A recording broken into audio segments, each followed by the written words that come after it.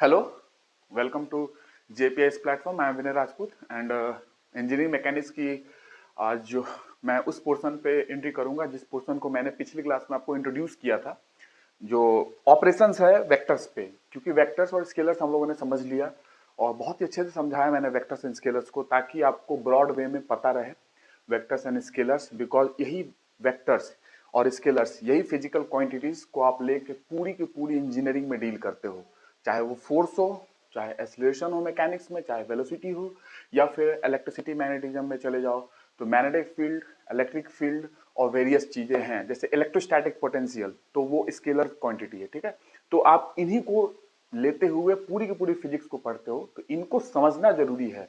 क्योंकि अगर आप बात करोगे पावर प्लांट में जाओगे और हाइड्रोलिक मशीन जब मैं पढ़ाऊंगा तो वेलोसिटी डायग्राम बनाओगे आप जानते हो ना, वेलोसिटी डायग्राम वहां पे बनती है। जो नहीं जानते हैं और जो जानते हैं दोनों लोग समझे, वेलोसिटी डायग्राम बनाओगे वहां पे। वेलोसिटी डायग्राम कहाँ पे? पावर प्लांट्स में पढ़ोगे तो आप टरबाइन वर्बाइंस के लिए आप जानते हो वहां पे वेलोसिटी डायग्राम बनेगी, और हाइड्रोलिक मशीन्स पे भी पढ़ोगे तो वहां पे भी वेलोसिटी डायग्राम बनेगी। वहां पे आपको बेसिक प्रॉपर्टी आपको जरूरत पड़ेगी, जो मैं अभी वेक्टर स्केलर पढ़ा रहा हूँ। इसमें अभी मैं क्या करूंगा, कुछ ऑपरेशंस करूंगा वेक्टर स्केलर पे। आप जानते हो ऑपरेशंस एडिशन हो सकते हैं, ऑपरेशन आप सब्ट्रैक्ट कर सकते हो, जो कि स्पेशल केस है एडिशन का ही वेक्टर को। उसके बाद बात होती है कि इक्वलिटी ऑफ वेक्टर क्या होते हैं, इक्वल वेक्टर क्या होते हैं, निगेटिव वेक्टर्स क्या होते हैं, और भी वेक्टर्स होते हैं। आपने नाम सुना होगा फिक्स्ड वेक्टर और बाउंड वेक्टर, आपने नाम सुना होगा मे बी, बट मैं उनको डील नहीं करूंगा। फिक्स्ड वेक्टर और बाउंड वेक्टर के नाम से जानी जाती है। दूसरा एक फ्री वेक्टर होता है, बट अगर आपको नहीं पता होगा तो कमेंट में डाल देना, मैं इन चीजों को भी बाद में पढ़ा दूंगा। बट जितना मैं अभी कवर करूंगा मोर देन सफिशियंट है आपके एग्जाम के हिसाब से। उतना उससे बाहर अभी तक नहीं पूछा गया है। जो आपके क्वेश्चंस आते हैं आपके सारे सॉल्व हो जाएंगे, बट कुछ थ्योरेटिकल चीजें हैं, जैसे मैंने भी पिछली क्लास से मैं बोलता आ रहा हूं कि कुछ चीजें मैंने छोड़ी है वेक्टर में, जो कि आपके एग्जाम में नहीं पूछी जाती है। Vector change it's component under rotation, है ना, अंडर रोटेशन अपने कंपोनेंट्स को चेंज करते हैं। तो ये चीजें मैंने आपसे नहीं बताई है और डील नहीं की है, बिकॉज नेसेसरी नहीं है आपके एग्जाम के लिए। ठीक है, बट कहीं ना कहीं मैं अलग से वीडियो बना के चीजों को बताऊंगा, तो जिनको डिटेल जानना होगा वो उस वीडियो को देखेंगे। बट कोई आपको उतना जरूरी नहीं पड़ेगी, क्योंकि डिफरेंट क्वेश्चंस मैं कराऊंगा सिविल सर्विसेज का, जो उसमें प्री और मेंस में आए हुए हैं। ईएससी का कराऊंगा जो प्री मेंस में आए हुए हैं, और गेट का करेंगे, गेट का मैकेनिकल का करेंगे, सिविल का करेंगे। तो आपको क्लियर हो जाएगा कि नहीं, आपको उस लेवल पे क्वेश्चन नहीं पूछे जाते हैं। बट हाँ, चीजें आपको क्लियर होनी चाहिए जो मैं आज बता रहा हूं। कुछ ऑपरेशंस आपको अभी, और क्या ऑपरेशंस है हम लोग अभी पढ़ेंगे क्या, मैं अभी बता देता हूं। Represent, how to represent vector, represent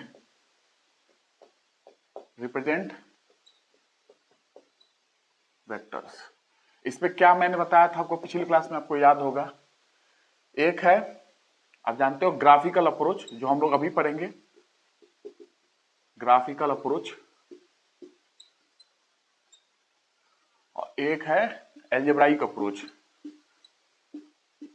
ये इसलिए मैं बता रहा हूं क्योंकि बहुत लोग इस बात को लेकर कंफ्यूज होते हैं कि हम लोग डील करते रहते हैं, वेक्टर को ऐड करते हैं, a vector b vector a plus b vector आप ऐड करते रहते हो, लेकिन तुरंत कुछ ही समय बाद क्या होती है कि जो टीचर्स होते हैं वो सीधा ऐसा कुछ लिखना चालू कर देते हैं, कुछ ऐसा।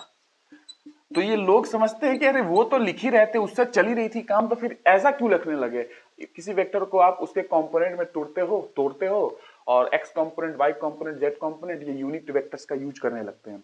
तो लोगों को ये भी लगता है कि भाई क्यों, ये अप्रोच से चल रही थी कि ये वेक्टर था, कुछ बी वेक्टर था, ऐड कर दिए, ए प्लस बी हो गई, तो ऐसा क्यों, ये सब क्यों आ गया, है ना। ये आती है दिमाग में क्योंकि ट्रांजिशन तुरंत आ जाती है। जैसे आप ये सब चीज पढ़ोगे ना, तुरंत ट्रांजिशन होगी, ऐसे वेक्टर्स पढ़ने लगोगे, यूनिट वेक्टर पढ़ने लगोगे, ठीक है ना, कंपोनेंट्स पढ़ने लगोगे। तो इसका रीजन ये है कि इस मेथड में रिस्ट्रिक्शन, ये लिमिटेशन ये है कि ये एक दो वेक्टर आपके पास हैं तब तो आप अच्छे से डील कर लोगे, लेकिन अगर 3 4 5 वेक्टर आपके पास आ गई तो आपको प्रॉब्लम आएगी। तब आपको यही मेनी मेनी वेक्टर्स अगर डील करना हो तो एल्जेब्राइक अप्रोच है।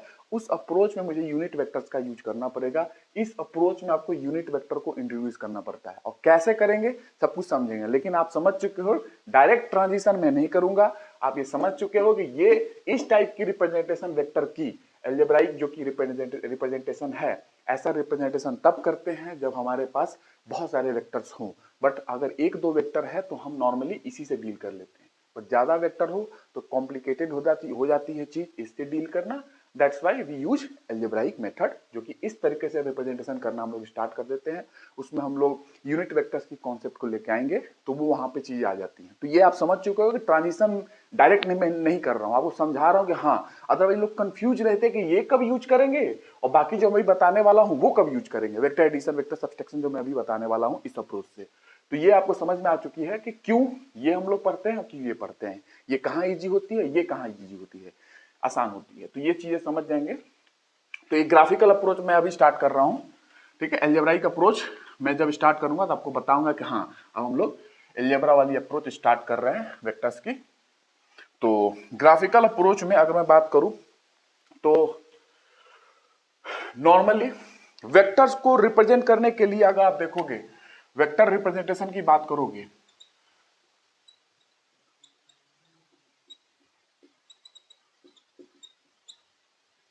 और थोड़ा सा बेसिक से लेके चल रहा हूं ताकि अगर हड़बड़ी में नहीं रहना है, ठीक ना, क्योंकि बेसिक चीजें पढ़ लोगे, थ्योरेटिकल चीजें जो है जो आपको जाननी चाहिए क्वेश्चंस में उनको सॉल्व करने के लिए, उसके बाद देखना मैं जिस तरीके से क्वेश्चन कराऊंगा आपको इक्विलिब्रियम वाले या फिर मैं वेक्टर्स के क्वेश्चन कराऊंगा, आपको इतना कॉन्फिडेंस आएगा कि आप आईआईटी के फैकल्टी के सामने भी कहोगे जाके कि yes you can ask anything, है ना, आप कह सकते हो।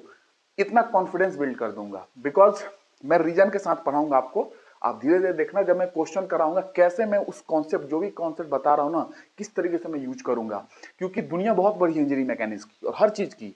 गेट में जितनी पढ़ी जाती है उतना ही नहीं है उस दुनिया में, इंजीनियरिंग मैकेनिक्स की दुनिया में। आप टॉर्क पढ़ते हो तो आप नॉर्मली पढ़ते हो कि टॉर्क जो होती है अबाउट ए पॉइंट, किसी पॉइंट के अबाउट टॉर्क निकालते हो, है ना, मोमेंट निकालते हो, आप जानते हो। बट आपको ये नहीं पता है कि टॉर्क अबाउट ए लाइन भी निकाली जाती है, टॉर्क अबाउट ए लाइन भी निकाली जाती है। आप जो टॉर्क पढ़ते हो, आप ये भी पढ़े होंगे कि टॉर्क ओरिजिन डिपेंडेंट होती है, ओरिजिन पे डिपेंड करती है। बट मैं ऐसा भी प्रूफ कर दूंगा कि टॉर्क ओरिजिन डिपेंडेंट नहीं होगी, ऐसे कंडीशंस भी हैं, लेकिन नहीं पढ़ते हो आप लोग, लेकिन पढ़ना चाहिए क्योंकि मल्टीपल जो आप गेट की जो ट्रेंड चेंज हुई है क्वेश्चन के आने की, और ईएससी में तो पहले से ही पूछा जा रहा है कि multiple choice questions, multiple answer जो रहते हैं आपके क्वेश्चंस में और आपको चूज करना रहता है ऑप्शंस, उसमें आपको डाल दिया जाएगा कि torque is a origin dependent when this is the condition, torque is not an origin dependent when this is the condition. तो आपको कंफ्यूज हो जाओगे बिकॉज आप लोग सिर्फ इतना पढ़ते हो कि टॉर्क है तो टॉर्क को हम किसी पॉइंट के अबाउट कैलकुलेट करेंगे, ठीक है, मोमेंट को, किसी फोर्स के मोमेंट को हम पॉइंट के अबाउट कैलकुलेट कर लेंगे, ठीक है, और ओरिजिन मान लेते हो या किसी भी पॉइंट के about. But torque origin dependent है, बट ये ओरिजिन डिपेंडेंट कब नहीं होगी, ये कौन सी कंडीशन है जब टॉर्क ओरिजिन पे इंडिपेंडेंट हो जाती है। सोचो, आप लोगों को मैक्सिमम लोग नहीं पढ़ाते हैं बिकॉज वहां पे आपको यूज करना पड़ेगा, बेसिक कोऑर्डिनेट सिस्टम का यूज करना पड़ेगा, तो इसलिए लोग नहीं भी पढ़ाते बिकॉज इतना इजी भी नहीं है उसको रिप्रेजेंट करना, ठीक है, बताना। बट आप समझोगे, मैं इजी करके ही दूंगा, आप टेंशन नहीं लेना, इजी कर दूंगा सारी चीजों को ताकि आप समझ पाओगे किस तरीके से फैकल्टी आईआईटी किस तरीके से डिजाइन करती है क्वेश्चन, आपके क्वेश्चन जो आते हैं उसका मतलब क्या, आप मतलब भी समझ पाओगे क्वेश्चन का, सिर्फ सॉल्व भी नहीं करोगे कि बस सॉल्व कर लिए बस हो गया। सॉल्व करने से एग्जाम नहीं निकलती है, आपको क्वेश्चन की फीलिंग, भाव भी समझना पड़ेगा कि किस तरीके से क्वेश्चन पूछी जा रही है, लेकिन उसकी एक बेसिक कॉन्सेप्ट है, उसी कॉन्सेप्ट के आधार पे क्वेश्चन पूछा जाएगा। कॉन्सेप्ट नहीं बदल सकता है, टॉर्क है तो है, टॉर्क पॉइंट के अबाउट निकाली जाती है, टॉर्क लाइन के अबाउट निकाली जाती है, एक्सिस के अबाउट निकाली जाती है। तो आप पॉइंट के अबाउट पढ़ते हो, एक्सिस के अबाउट भी मैं सिखाऊंगा। आपने 12th क्लास में जो पढ़ा है टॉर्क, मैं इंजीनियरिंग में उसको हाई लेवल पे ले जाके आपको मैच करके दिखाऊंगा कि आप जो 12th क्लास में पढ़े हो वो सही है, और इंजीनियरिंग में उसको आप कैसे शॉर्ट में डील कर सकते हो, समझ जाओगे। उसी तरीके से जो मैं अभी वेक्टर स्टार्ट कर रहा हूं, तो वेक्टर को रिप्रेजेंट करने के लिए आप जानते हो कि वेक्टर एक ऐसी क्वांटिटी है जिसके पास मैग्नीट्यूड एंड डायरेक्शन है, ठीक है। अभी मैं स्टार्ट कर दे रहा हूं आपको, हम लोग क्या पढ़ेंगे अभी, वेक्टर को रिप्रेजेंट करेंगे, ठीक, कैसे वेक्टर को रिप्रेजेंट करते हैं और उसकी मैग्नीट्यूड एंड डायरेक्शन को कैसे हम लोग डील करते हैं ग्राफिकल अप्रोच में। ग्राफिकल अप्रोच आप समझ रहे होगे कि ग्राफिकल अप्रोच कुछ दिखेगा आपको ग्राफ में कि हाँ, आप लोगों ने ग्राफिकल अप्रोच पढ़ा होगा, ग्राफ्स पढ़े होंगे लोअर क्लासेस में, तो वही अप्रोच यहाँ पे है वेक्टर के लिए, ठीक है। और इसी अप्रोच का यूज भी किया जाता है पावर प्लांट में, आप ट्रायंगल की डायग्राम पढ़ोगे, वेलोसिटी डायग्राम बनाओगे, या आप हाइड्रोलिक मशीन्स में, तो आप ग्राफिकल अप्रोच ही वहां पे फॉलो करते हो, ठीक है ना। इसीलिए बहुत जरूरी है, रिलेटिव वेलोसिटी की अप्रोच आपको पढ़ना जरूरी है, तो मैं रिलेटिव वेलोसिटीज की अप्रोच में बाद में बताऊंगा आपको। बट राइट नाउ आपको ये समझना है कि वेक्टर की मैग्नीट्यूड है, डायरेक्शन है। बाकी प्रॉपर्टी जितनी मैंने बताई आप ध्यान रखोगे। अभी दो प्रॉपर्टी को आपको ध्यान रखना है, मैग्नीट्यूड एंड डायरेक्शन। और वेक्टर को अगर रिप्रेजेंट करना है, ठीक है, तो उसके लिए सोचा गया कि उसके पास एक मैग्नीट्यूड है, यानी कि उसके पास एक लेंथ है। आप जानते हो ना, उसके पास एक लेंथ है, ठीक है। तो लेंथ मतलब उससे कुछ एसोसिएटेड मैग्नीट्यूड होगा। लेंथ मतलब जैसे कि लेंथ, कुछ लेंथ है तो इसकी कुछ मैग्नीट्यूड होगी, है ना, कि कितना लंबा है, 2 मीटर 3 मीटर, तो कुछ इसकी मैग्नीट्यूड है, 2 मीटर 3 मीटर 4 मीटर, ऐसे आप मैग्नीट्यूड को बता सकते हो। तो वेक्टर के पास एक लेंथ है, यानी कि एक मैग्नीट्यूड है। वेक्टर के पास एक डायरेक्शन भी है। तो बात आई डायरेक्शन को, क्योंकि मैग्नीट्यूड को तो आप ऐसे दिखा सकते हो, ज्यादा मैग्नीट्यूड है, ज्यादा कम है तो छोटा कर देंगे लेंथ। तो वेक्टर को लेंथ से दिखा सकते हैं, जो कि उसकी मैग्नीट्यूड की रिप्रेजेंटेशन करेगा वेक्टर की। लेकिन डायरेक्शन की जब बात आई, तो डायरेक्शन जो होती है उसके लिए हमें डायरेक्शन को स्पेसिफिक बताना पड़ेगा ना, कि किस डायरेक्शन में ये क्वांटिटी है। जो वेक्टर की बात कर रहे हो, स्केलर की बात मत करना, स्केलर के पास डायरेक्शन नहीं होती है। तो डायरेक्शन इसकी बात हुई, तो डायरेक्शन के लिए ऐसा किया गया कि इसकी डायरेक्शन के लिए हम लोगों ने एक, आप बो एरो जानते होगे, तीर धनुष, तो तीर, एक तीर का रिप्रेजेंटेशन किया गया, रिप्रेजेंटेशन तीर से किया गया। और वेक्टर की लेंथ को उसको मैग्नीट्यूड के हिसाब से लिंक कर दिया गया। जितना ज्यादा मैग्नीट्यूड होगा उतना ज्यादा वेक्टर की लेंथ होगी। तो वेक्टर हैज ए लेंथ, उसकी डायरेक्शन को दिखाने के लिए हम लोगों ने एक रिप्रेजेंटेशन किया ऐसा, ठीक है। तो वेक्टर की जो मैग्नीट्यूड है वो इसकी लेंथ बताएगा, इस तीर की, ठीक है, और इस एरो की, और इसकी जो डायरेक्शन है वो ये बताएगी, ठीक है। और इसका रिप्रेजेंटेशन ऐसा भी होता है, दोनों तरीके से आप कर सकते हो, सेम मीनिंग है। मैग्नीट्यूड इसकी लेंथ बताएगा, और डायरेक्शन की बात करते हो तो इसकी डायरेक्शन, जिस डायरेक्शन में ये पॉइंटेड है उस डायरेक्शन में वेक्टर की डायरेक्शन बताएगा। ये भी रिप्रेजेंटेशन है, ये भी है। कभी यहां पे मैं ऐसा लगा दूंगा, कभी यहां पे, तो मैं यही वाला यूज करूंगा, ठीक है। यहां पे भी आप लगा सकते हो। तो ये एक वेक्टर की रिप्रेजेंटेशन है। वेक्टर की एक लेंथ होती है, जो कि यानी कि मैग्नीट्यूड होती है, जो कि ये दिखाएगी कितनी लंबी है, और उसकी एक डायरेक्शन होती है, जो कि मैं डायरेक्शन को शो करने के लिए एक एरो को दिखा रहा हूं कि इस डायरेक्शन में पॉइंटेड है।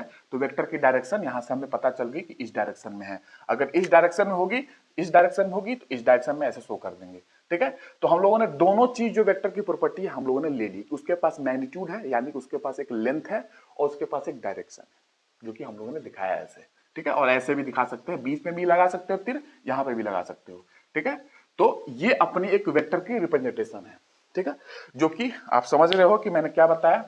पूरी इसकी लेंथ जो है, लेंथ इसकी बताएगी मैग्नीट्यूड वेक्टर की, जो इसकी लेंथ है, क्योंकि वेक्टर के पास लेंथ होता है, लेंथ का मतलब मैग्नीट्यूड है वेक्टर के पास, तो ये बताएगी मैग्नीट्यूड, इसकी लंबाई। और वेक्टर की जो डायरेक्शन है, ये डायरेक्शन बताएगी कि इस डायरेक्शन में ये जा रही है, जो कि एरो, तो एरो जिस डायरेक्शन में, उसको डायरेक्शन को रिप्रेजेंट कर देगा, और जितनी लंबाई है उसकी मैग्नीट्यूड को रिप्रेजेंट कर देगा। बस इतनी हमको चाहिए अभी के लिए कि आपको वेक्टर एडिशन समझ में आ जाए। यही क्वालिटी को हम लोग, यही प्रॉपर्टी को लेकर पूरी वेक्टर में पढ़ेंगे, मैग्नीट्यूड एंड डायरेक्शन, ठीक है। कम मैग्नीट्यूड होगा, कम लेंथ होगी, तो वेक्टर की लेंथ छोटी होगी, ज्यादा मैग्नीट्यूड होगी तो बड़ी होगी। तो इस तरीके से हम लोग स्केल डिफाइन कर लेते हैं कि मान लो कि अगर 10 मीटर है तो 10 मीटर को 1 सेंटीमीटर मान लेंगे, वहां अपने कॉपी पे सॉल्व कर लेंगे, ठीक है, क्योंकि 10 मीटर की तो कॉपी आती नहीं है ना। तो उसको हम स्केलिंग भी किया जाता है। थ्योरी ऑफ मशीन में हम लोग आई सेंटर जब पढ़ेंगे वहां पे भी स्केलिंग करेंगे। तो स्केलिंग की जाती है कि let 10 metre equal to 1 centimetre, या वेलोसिटी अगर 10 मीटर पर सेकेंड है तो उसको हम लोग वन यूनिट से दिखाएंगे कि 10 मीटर पर सेकेंड 1 यूनिट है, उसके बाद 20 मीटर पर सेकेंड 2 यूनिट है, तो इतनी लंबाई दिखाएंगे। तो इस तरीके से हम लोग स्केलिंग करके हम लोग वेक्टर को दिखाते हैं, ठीक है, उसकी मैग्नीट्यूड को। और डायरेक्शन हम लोग यहां से दिखा लेंगे कि इस डायरेक्शन में पॉइंटेड है या इस डायरेक्शन में पॉइंटेड है, तो ऐसा दिखा देंगे, ठीक है। तो ये है वेक्टर के रिप्रेजेंटेशन। वेक्टर के रिप्रेजेंटेशन में इसकी बात की जाती है कि जो ये वाली पॉइंट है वेक्टर की, इसको टेल बोलते हैं, और जो ये वाली हेड है, ये जो पॉइंट आगे की ओर जो पॉइंट हो रही है उसको हेड बोलते हैं, ठीक है। ये टेल एंड हेड की बात की जाती है कि वेक्टर के पास एक टेल है, ठीक है, वेक्टर की एक हेड है, और वेक्टर की जो लेंथ है वो उसकी मैग्नीट्यूड बताएगा, और वेक्टर की जो डायरेक्शन है वो इस लेंथ, जो ये लेंथ के अलॉन्ग जो ये डायरेक्शन पॉइंटेड है वो डायरेक्शन बताएगी, वेक्टर इस डायरेक्शन में है, जो कि ये बता रहा है। तो वेक्टर की डायरेक्शन पता चल गई, वेक्टर की मैग्नीट्यूड पता चल गई, टेल हेड का कॉन्सेप्ट समझ में आ गया कि इसको टेल बोलते हैं, इसको हेड बोलते हैं, इसका कहाँ यूज है। अभी आप जब वेक्टर की प्रॉपर्टी पढ़ोगे और वेक्टर पे जो ऑपरेशन करोगे तो वहां पे टेल हेड की जरूरत पड़ेगी कि आपको टेल से हेड को जोड़ना है या टेल से टेल को जोड़ना है या टेल से टेल को ऐड घटाना है या टेल से हेड को घटाना है, माइनस करना है, प्लस करना है, एडिशन सब्सट्रैक्शन, इसलिए यहाँ पे टेल हेड की बात की जाती है। तो ये वेक्टर की रिप्रेजेंटेशन है, ठीक है। तो वेक्टर के पास मैग्नीट्यूड है, उसकी डायरेक्शन है, डायरेक्शन मतलब किस सेंस में है वो, ठीक है। उसके पास टेल है, आप टेल समझ लिए, उसकी हेड समझ लिए, टेल हेड समझ चुके हो। अब मैं बात करता हूं कि आप आगे वेक्टर एडिशन क्या समझोगे, वेक्टर एडिशन। लेकिन उसके पहले मैं आपको बता दूं, वेक्टर एडिशन से पहले एक होती है equality of vector, equality of vector. बात इक्वलिटी ऑफ वेक्टर की बताने की नहीं है, बात मैंने इक्वलिटी ऑफ वेक्टर इसलिए उठाया है क्योंकि इक्वलिटी ऑफ वेक्टर का मतलब तो वही नॉर्मल 12th के बच्चे भी जानते हैं, लेकिन इसकी इफेक्ट को मैं समझाऊंगा कि आप ऐसा नहीं समझेंगे कि जब वेक्टर दो इक्वल हैं तो उसके इफेक्ट भी ऑलवेज इक्वल होंगे। नो, ऐसा जरूरी नहीं है। टू इक्वल वेक्टर्स के इफेक्ट हमेशा इक्वल नहीं हो सकते हैं, इफेक्ट अलग भी हो सकते हैं, जो मैं अभी आपको एग्जांपल से दिखाऊंगा कैसे। क्योंकि आप सिर्फ मैं वही बता दूं कि इक्वल वेक्टर्स का मतलब क्या है, सीधा आप समझ जाओ। इक्वल वेक्टर्स का मतलब अगर दो वेक्टर्स हैं, मान लो ऐसे और एक ऐसे, ठीक है, ये दो वेक्टर है ए बी, ठीक, ऐसा कोई दो वेक्टर स्पेस में है, ठीक है, दो वेक्टर। और इक्वलिटी ऑफ वेक्टर की बात की जाए तो इक्वलिटी का वेक्टर की दो चीजें आपने ध्यान रखनी है, मैग्नीट्यूड एंड डायरेक्शन। जब कोई चीज इक्वलिटी की बात करता है, इक्वल वेक्टर की बात करता है, यानी कि वो दोनों वेक्टर की मैग्नीट्यूड एंड डायरेक्शन सेम होगी। बस equality of vector means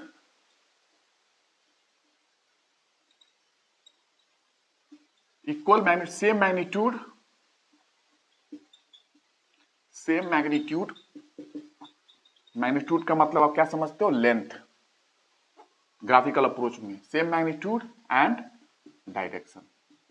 direction भी सेम होनी चाहिए। तो अगर मैं, ये वेक्टर रिप्रेजेंटेशन है, आपको किसी तरीके से आप देख सकते हो कि ये वेक्टर एक मैंने रिप्रेजेंट किया है, इसकी कुछ लेंथ है और इसकी एक डायरेक्शन है, इसकी सेंस है, इस डायरेक्शन में ये है वेक्टर। ये एक वेक्टर है जिसकी कुछ लेंथ है और इसकी डायरेक्शन ये शो कर रही है, ठीक है।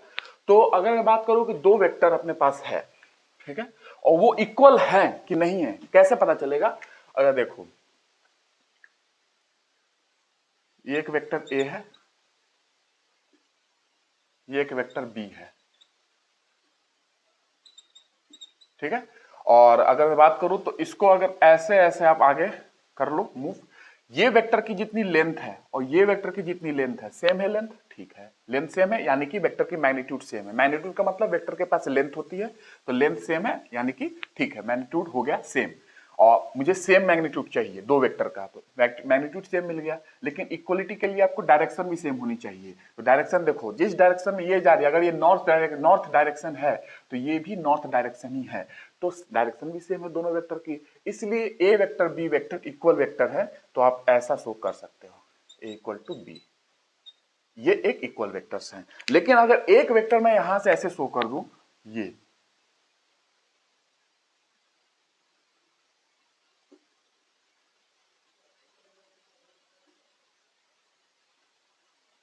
ठीक है, और ये मान लो वेक्टर सी है, ठीक है, तो बताओ ये वेक्टर क्या ए वेक्टर के बराबर होगा, इक्वल वेक्टर है? नहीं, क्योंकि इसकी डायरेक्शन ये है तो इसकी डायरेक्शन ये है, ठीक है। तो ये वेक्टर बी के बराबर है लेकिन ए वेक्टर सी के बराबर नहीं है, तो इसको a vector is not equal to c vector.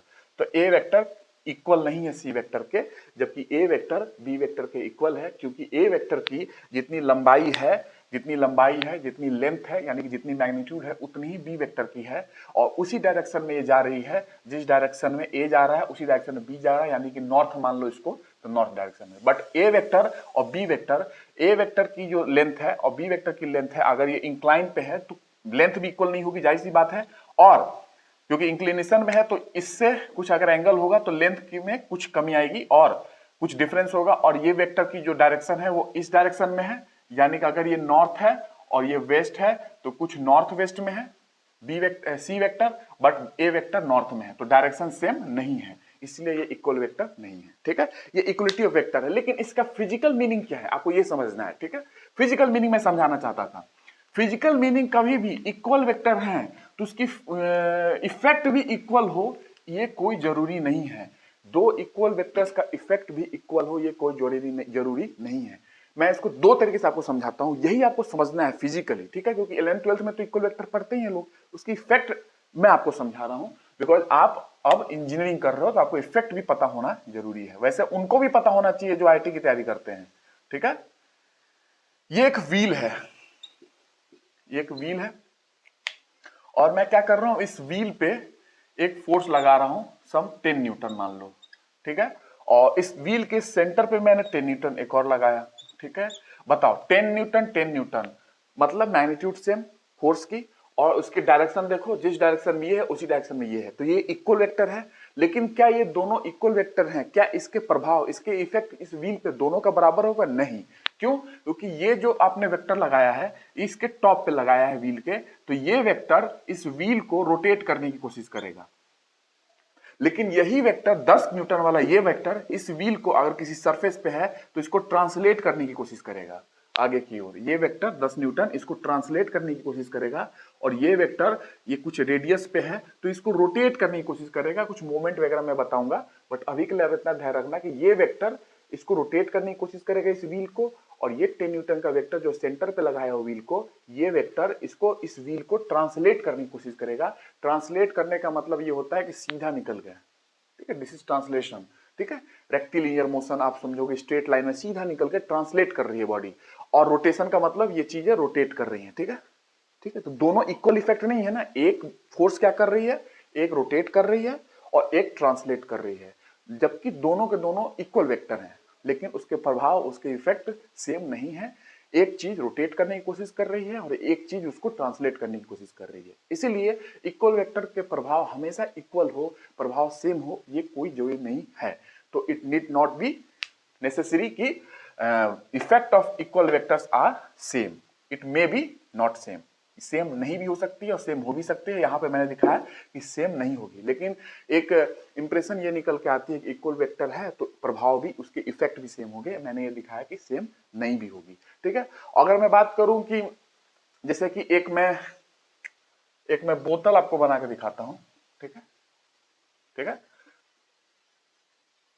ठीक है, जो आप नॉर्मल पानी पीते हो, बोतल, प्लास्टिक की बोतल और स्टील की बोतल, तो अगर उस बोतल को देख लो, मैं दूसरे तरीके समझा रहा हूं, अगर उस बोतल को यहां पे आप फोर्स लगाते हो, ठीक है, कोई बोतल रखा हो टेबल पे, आप यहां पे फोर्स लगाना बीच में, देखो मैंने बीच में लगाया है, कोई भी फोर्स लगा दो F, और एक फोर्स यहां पे लगा दो, ठीक है, सेम फोर्स F, ठीक है, ऊपर लगा दो थोड़ा सा, एक यहां पे लगा दो, एक थोड़ा सा ऊपर लगा दो। अब बताओ, जो यहां पे फोर्स लगाए और टेबल पे बोतल रखी है, तो वो बोतल सीधे की ओर आगे चली जाएगी, ट्रांसलेट कर जाएगी आगे, ठीक है? लेकिन जैसे आप यहां पे फोर्स लगाओगे, थोड़ा बोतल के ऊपर लगाओगे, टेबल पे बोतल रखी हुई है, तो वो बोतल पे जैसे फोर्स लगाओगे ना, हाथ से ऐसे ही लगा दो ना, कुछ दिक्कत नहीं, फोर्स लगाना है, ठीक है? और सेम फोर्स लगाओ, जो ऊपर लगाए थे, जो नीचे लगाए थे, वही सेम फोर्स लगाना है। तो ये बोतल क्या है ना, ऐसे उलट जाएगी, ऐसे गिर जाएगी, उस पर रोटेट कर जाएगी। बट ये वाली जो लगाया था आपने बीच में, ये वाली से ये बोतल थोड़ा आगे की ओर मूव कर जाएगी टेबल पे। बट यही सेम फोर्स आपने यहां लगाया तो ये बोतल ऐसे उलट जाएगी, गिर जाएगी, रोटेट कर जाएगी, यानी कि इफेक्ट सेम नहीं है, समझ रहे हो ना? इसीलिए जब मैं फोर्स डिफाइन करूंगा तो आपको बताऊंगा कि फोर्स में मैग्नीट्यूड चाहिए, फोर्स को डिफाइन करने के लिए डायरेक्शन चाहिए, आप जानते हो, क्योंकि वेक्टर क्वांटिटी है फोर्स, और उसको फोर्स को डिफाइन करने के लिए मैंने दिखाया कि आप कैसे उसको एरो से शो करते हो। तो एरो की लेंथ उसकी मैग्नीट्यूड बताती है, और उसकी जो डायरेक्शन है उस वेक्टर की डायरेक्शन बताती है। उस एरो की डायरेक्शन उस वेक्टर की डायरेक्शन बता देगी जिस वेक्टर को आप रिप्रेजेंट कर रहे हो उस एरो से। तो वेक्टर फोर्स जो है, उस फोर्स के लिए मैग्नीट्यूड चाहिए, डायरेक्शन चाहिए, जाहिर सी बात है। लेकिन पॉइंट ऑफ एप्लीकेशन की भी जरूरत पड़ती है कि किस पॉइंट पे लगा रहे हो। इस पॉइंट पे लगा रहे हो तो उसका प्रभाव अलग होगा, इस पॉइंट पे लगा रहे हो तो उसका प्रभाव अलग होगा, ये देख लो। जबकि इक्वल वेक्टर है दोनों, एफ एफ लगाया मैंने, यहाँ पे भी 10 न्यूटन इक्वल वेक्टर है, लेकिन उसके इफेक्ट डिफरेंट हैं, दिख रहे हैं आपको, ठीक है? तो ये आप ध्यान रखना, ये कभी भी स्टेटमेंट वाइज में बना के क्वेश्चन आपसे पूछ लिया जाए गेट में, और कहीं भी किसी भी एग्जाम में, फिजिक्स का ही क्वेश्चन है नॉर्मली, तो आपको ध्यान रहेगा कि हाँ, effect of equal vectors need not B same, कोई जो नहीं कि सेम ही हो, ये आप ध्यान रखना। एक होती है निगेटिव वेक्टर। निगेटिव वेक्टर क्या होती है? निगेटिव वेक्टर में यह है कि निगेटिव वेक्टर में इनहेरेंट है कि एक वेक्टर आपके पास है, उसकी जो मैग्नीट्यूड है वही सेम मैग्नीट्यूड का एक वेक्टर आपके पास है, ठीक है, जैसे कि यहां था, लेकिन यहां पे डायरेक्शन जो सेम थी, निगेटिव वेक्टर में डायरेक्शन सेम नहीं होगी, निगेटिव वेक्टर में डायरेक्शन अपोजिट हो जाएगी। बस यही अंतर है निगेटिव वेक्टर में और इक्वलिटी ऑफ वेक्टर में। तो equality of vector same magnitude same direction है, ठीक है। और निगेटिव वेक्टर की बात करूं, निगेटिव वेक्टर से आप समझ में आ रहा होगा कि निगेटिव वेक्टर का मतलब क्या है, मीनिंग ही समझ में आ रही है आपको। तो निगेटिव वेक्टर क्या है,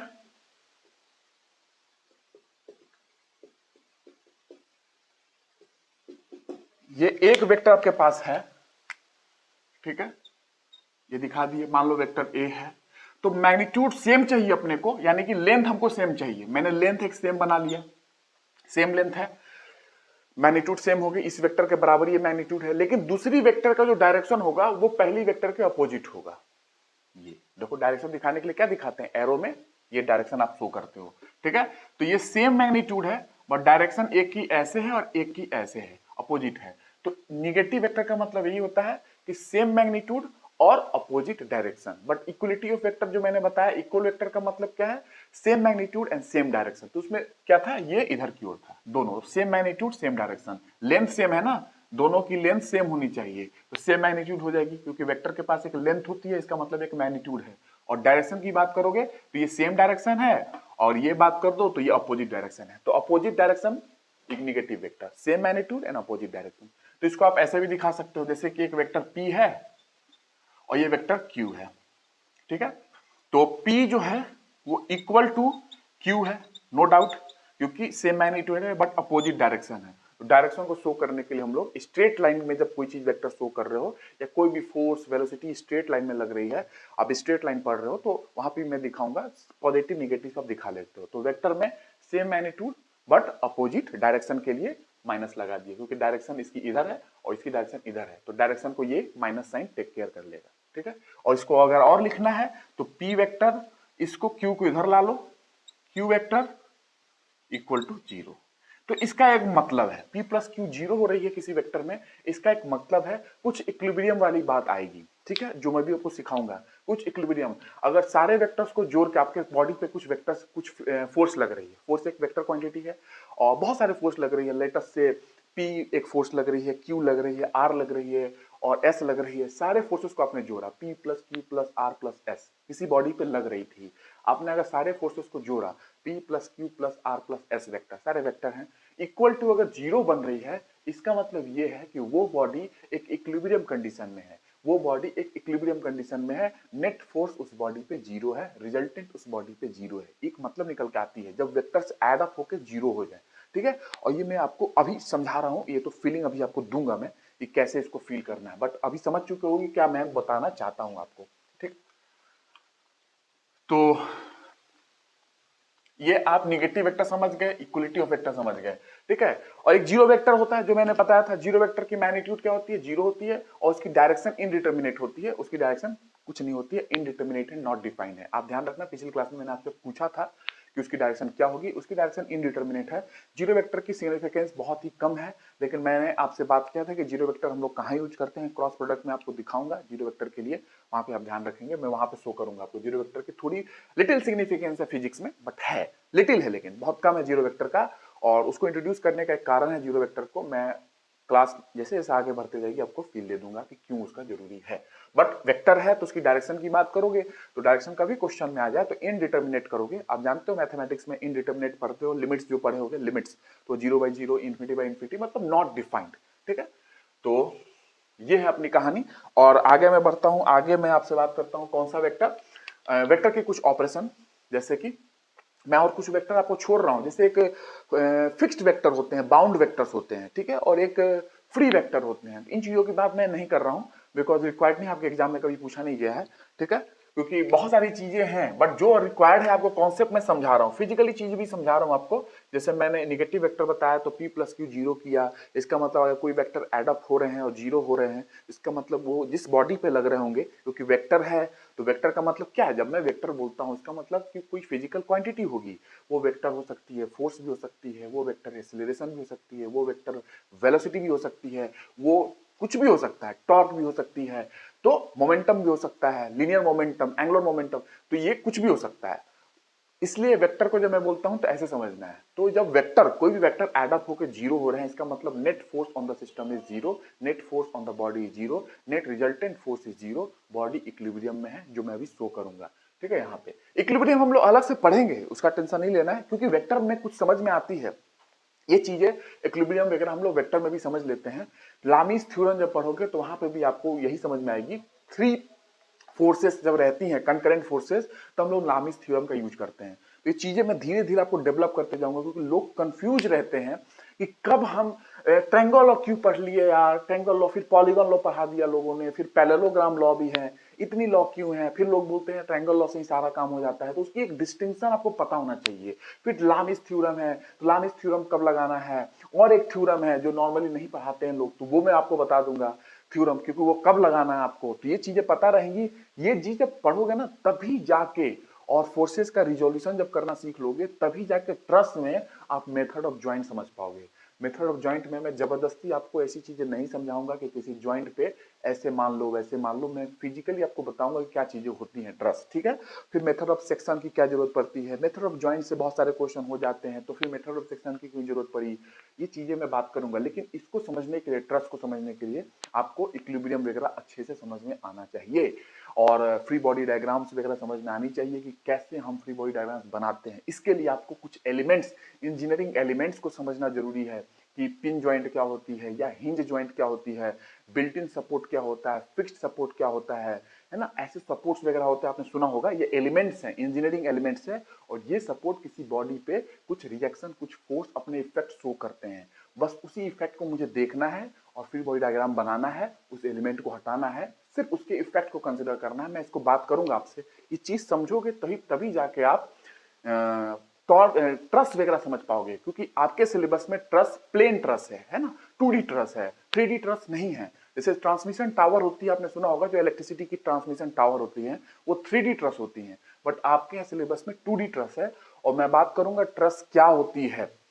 ठीक है, ट्रस्ट की दोनों चीज मैं क्वेश्चन करूंगा और बताऊंगा। सिविल इंजीनियरिंग में जो स्ट्रक्चर पढ़ाया जाता है ना, वहां पे एक सब्जेक्ट में स्ट्रक्चर में उन लोगों की ट्रस्ट आती है, तो आपकी ट्रस्ट उनकी ट्रस्ट वहां पे मैच हो जाएगी। लेकिन स्ट्रक्चर का पोर्शन कुछ और भी ज्यादा है, उसमें और भी बहुत सारी चीजें हैं, तो धीरे धीरे मैं आपको बताऊंगा कि स्ट्रक्चर वाली पोर्शन से कुछ चीजें आएंगी, इंक्लूड होती हैं, और वो चीजें से आपको स्टेबल ट्रस्ट पढ़ते हो, परफेक्ट ट्रस्ट के नाम से जानी जाती है, इम्परफेक्ट ट्रस्ट पढ़ते हो, तो क्यों ये बातें कही, आप कौन सा ट्रस्ट पढ़ते हो, ये भी चीज समझना जरूरी है। ठीक है, स्टेबल ट्रस्ट आप पढ़ते हो, परफेक्ट ट्रस्ट, तो चीजों की मैं बात करूंगा वहां पे। लेकिन यहां से समझोगे तो ही उसको समझ पाओगे, अगर इसने स्किप किए, क्योंकि ये रिक्वायर्ड है वहां के लिए, पूरे कंपोनेंट्स वगैरह मैं सिखाऊंगा कैसे करना है। एडिशन, वेक्टर एडिशन या triangle law, triangle law of vector addition. क्या है triangle law of vector addition? This is basic law of addition. Vector addition का ये बेसिक लॉ है, इसी लॉ से आप सब कुछ कर सकते हो। पॉलीगन लॉ भी आप देखोगे तो दो टुकड़ों में सोच सकते हो, पॉलीगन लॉ को भी मैं बताऊंगा, टुकड़े ट्रायंगल लॉ के फॉर्म में। पॉलीगन लॉ को भी ना आप ट्रायंगल लॉ के फॉर्म में सोच सकते हो, आप पॉलीगन लॉ को, पॉलीगन को कंस्ट्रक्ट कर सकते हो, और नहीं तो आप डायरेक्टली पॉलीगन भी बना सकते हो। और क्यों हमें पॉलीगन पे जाना पड़ता है, क्योंकि ट्रायंगल की बात करोगे तो ट्रायंगल में आप दो वेक्टर से डील कर रहे हो ना, और तीसरा वेक्टर जो यहाँ पे क्लोजिंग साइड होगा ट्रायंगल में, क्योंकि आप जानते हो ट्रायंगल में 3 साइड्स होते हैं, तो यहाँ पे तो वेक्टर आपको 2 साइड कवर कर लेंगे। तीसरा जो साइड होता है ट्रायंगल का, जो कि आप वेक्टर में कंस्ट्रक्ट करोगे, वो तीसरा साइड रिजल्टेंट देगा। ठीक है, लेकिन जैसे ही 2 वेक्टर से ज्यादा वेक्टर की ओर मूव करोगे तो आपको ट्रायंगल से काम नहीं चलेगी। 3 वेक्टर, 4 वेक्टर, 5 वेक्टर में तब जाके आपको पॉलीगन लॉ पे जाना पड़ेगा, और उस पॉलीगन लॉ में कुछ नहीं है, आप ट्रायंगल लॉ को ही छोटे छोटे टुकड़े में वहां पे लगा सकते हो। पॉलीगन लॉ में एक तरीका ये है, नहीं तो डायरेक्ट पॉलीगन के फॉर्म में सोच लो, मैं दिखाऊंगा कैसे आपको करना है। ठीक है, पर ट्रायंगल लॉ बेसिक है। जैसे कि 2 वेक्टर स्पेस में है कहीं, ठीक है, फ्री वेक्टर्स होते हैं, इसकी बात कर रहा हूं मैं। ठीक है, और फ्री वेक्टर मैंने बताया नहीं, बट आप इतना समझ जाओ कि वेक्टर कहीं भी है, इस स्पेस में वेक्टर है कहीं पे। ठीक है, ये वेक्टर है, मान लो वेक्टर है, तो इसकी मैग्नीट्यूड होगी, तो मैग्नीट्यूड मतलब इस मार्कर का लेंथ, और इसकी डायरेक्शन होगी, मतलब ये डायरेक्शन में जा रही है। इस वेक्टर को इसी मैग्नीट्यूड का और इसी सेंस में, यही डायरेक्शन में आप कहीं भी शिफ्ट कर सकते हो, कहीं भी। ठीक है, कहीं भी शिफ्ट कर सकते हो, मैग्नीट्यूड सेम रखना है और सेम डायरेक्शन रखना है। इस डायरेक्शन में है तो इसी डायरेक्शन में कहीं भी शिफ्ट करोगे तो ले जाना, डायरेक्शन चेंज नहीं कर देना है। ऐसा नहीं, वेक्टर की ये क्वालिटी है, इसकी प्रॉपर्टी है कि आप स्पेस में कहीं भी इसको मूव कर सकते हो, पैरेलली कहीं भी मूव कर सकते हो, और इसकी मैग्नीट्यूड एंड डायरेक्शन को सेम रखते हुए, मैग्नीट्यूड डायरेक्शन को बदलना नहीं है। ऐसा नहीं कि यहां से यहां किए तो ऐसे कर दिए डायरेक्शन, तो डायरेक्शन बदल गई। सेम मैग्नीट्यूड है, जरूरी है, और डायरेक्शन भी सेम होनी चाहिए, तब आप स्पेस में कहीं से कहीं वेक्टर को मूव कर सकते हो by take care of magnitude and direction of the vector. Magnitude and direction को बदलना नहीं है वेक्टर की, और स्पेस में हम लोग मूव करते हैं। जैसे देखो मैं एक एग्जांपल दिखा रहा हूं कैसे। ट्रायंगल लॉ में एक वेक्टर ये है, ठीक है, और उसके बाद सेकेंड वेक्टर, दूसरा वेक्टर मैं ले रहा हूं, एक वेक्टर ये है, ठीक है, बी वेक्टर, ठीक है। अब ये दो वेक्टर है, अब इन दो वेक्टर को मैं क्या करूंगा, इसको ऐड करूंगा। कैसे ऐड करूंगा, आप जानते हो वेक्टर में मैंने बोला है आपसे कि वेक्टर की एक टेल होती है और ये हेड होती है, ठीक है, और ये इसकी मैग्नीट्यूड जो है, लेंथ है, मैंने सब कुछ बता दिया, ठीक है, और डायरेक्शन शो कर रही है कि उसकी एरो जिस डायरेक्शन में है वो उस वेक्टर की डायरेक्शन बताएगी। इस वेक्टर को अगर आप ट्रायंगल लॉ से जोड़ना चाहते हो, दो वेक्टर आपके पास है, कुछ भी हो सकती है वेक्टर, फोर्स भी हो सकता है, वेलोसिटी, एक नॉर्मल वेक्टर जनरल टर्म में मैं बोल रहा हूं, वो वेक्टर कुछ भी हो सकती है। आप फोर्स भी मान लो, दोनों को वेलोसिटी भी मान लो, एक्सेलरेशन भी मान लो, कुछ भी मान लो।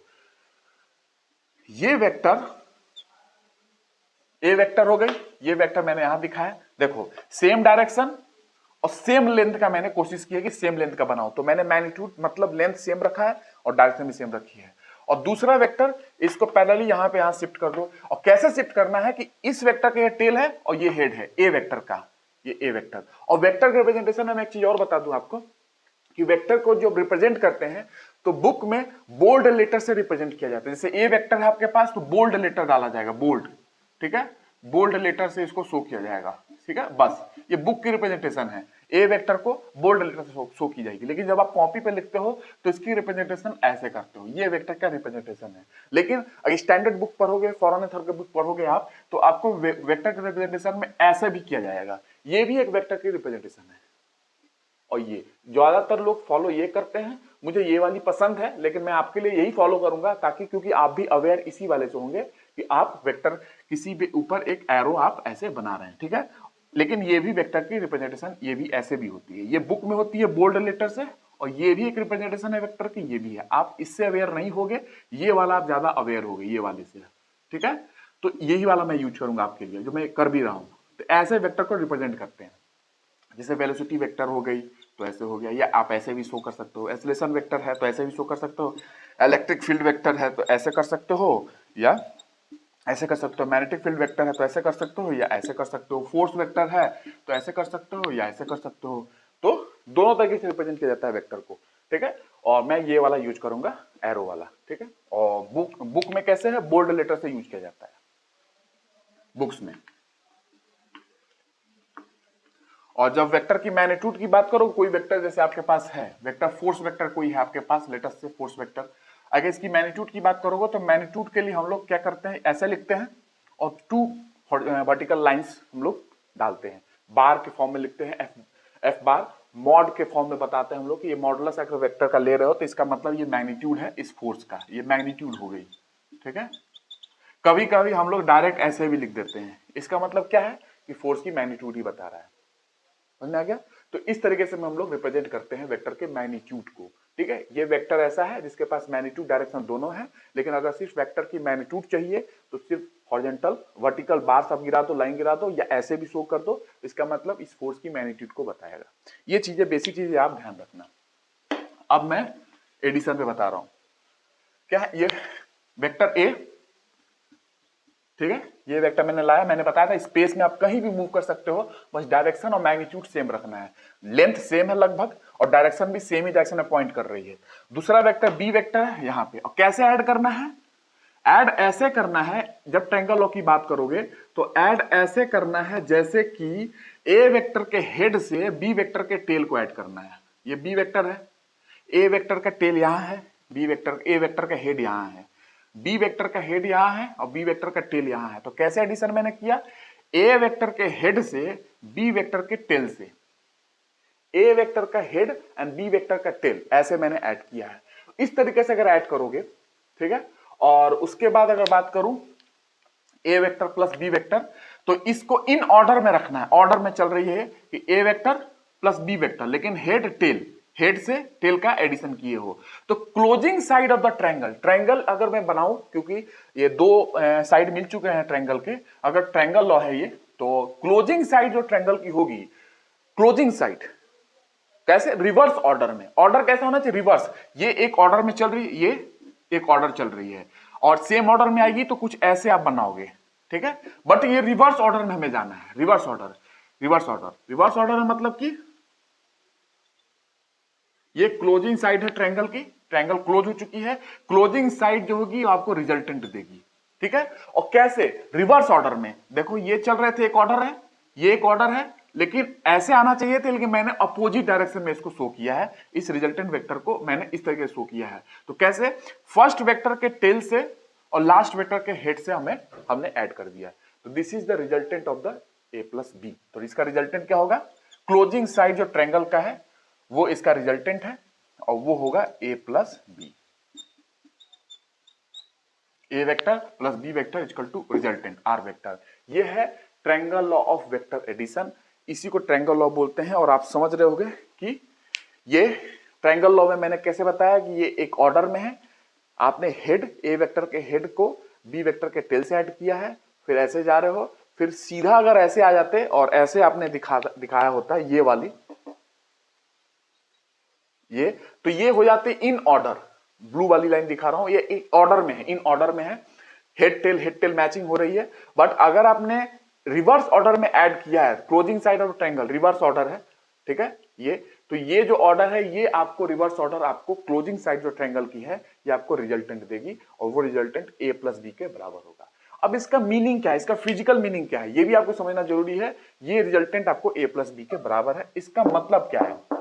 अगर इसका फिजिकल मीनिंग मैं आपको समझाऊं तो फिजिकल मीनिंग ये है, क्योंकि रिवर्स ऑर्डर और इन ऑर्डर की मैं बात करूंगा, क्योंकि उसी से इक्विलिब्रियम की भी डिसाइडिंग होती है, डिसाइड किया जाता है कि इक्विलिब्रियम कब आएगी, ठीक है। तो ये रिजल्टेंट है जब रिवर्स ऑर्डर में आपने रिजल्टेंट को ऐड किया है, ठीक है।